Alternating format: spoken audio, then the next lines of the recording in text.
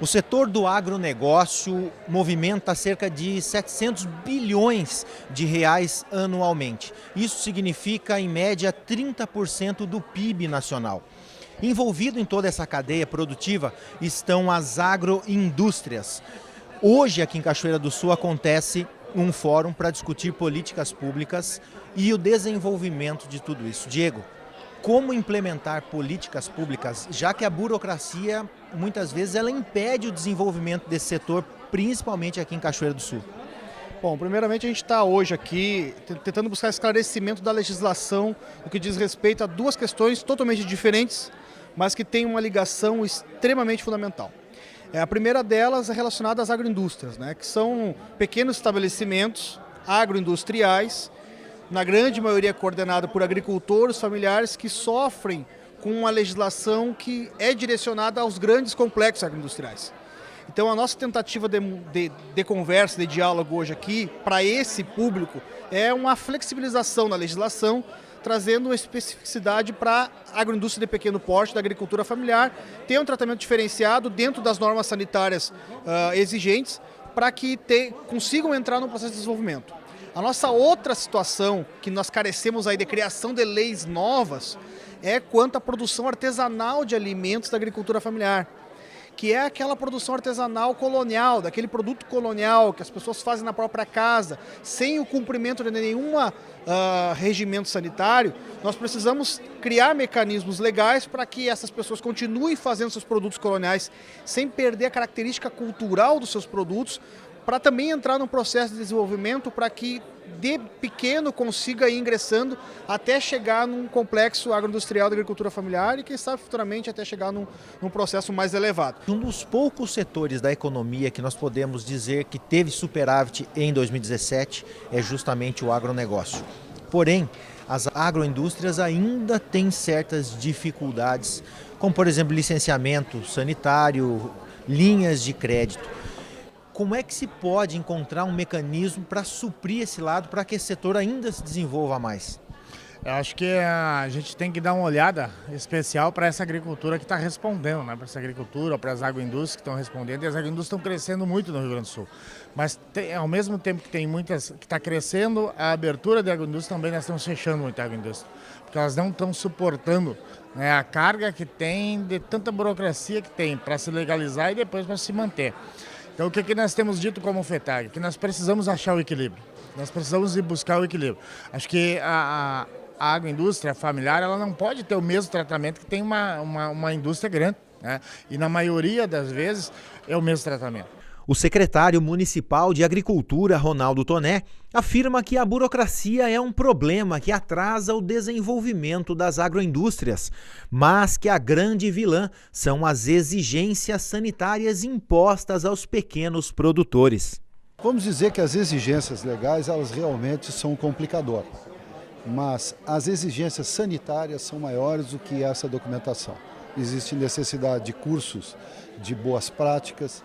Existem também especificações de construção de prédio, de equipamentos para o beneficiamento do produto da agricultura para se transformar com valor agregado. Então, nós estamos tentando simplificar ao máximo dentro do que a legislação nos permite.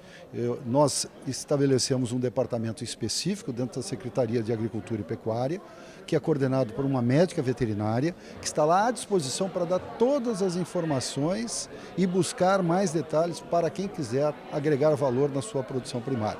Logicamente que nós estamos voltados nesse primeiro momento para a agricultura familiar, mas sem desmerecer ou diminuir a grande indústria do agronegócio. Conversar com o deputado Elton Weber. Deputado, podemos dizer que o grande problema das agroindústrias hoje é a burocracia? Com certeza, é a burocracia, o excesso de documentos, muitas vezes que são exigidos, além disso também custos muitas vezes das licenças, número de papéis e por outro lado também uma legislação hoje que entrava no momento em que você exige praticamente a mesma coisa de uma agroindústria familiar, produto colonial artesanal, do que uma grande indústria que produz toneladas de alimentos por dia. Então, este é o tema e a burocracia, sim, tem trabalhado muito a vida dos agricultores familiares, do agricultor que produz matéria-prima, pretende transformá-lo e levá-lo ao consumidor. Este é o tema. O senhor, como presidente da comissão que trata desse assunto, como criar mecanismos para que esse tipo de agroindústria, esse tipo de economia, ele se desenvolva ainda mais?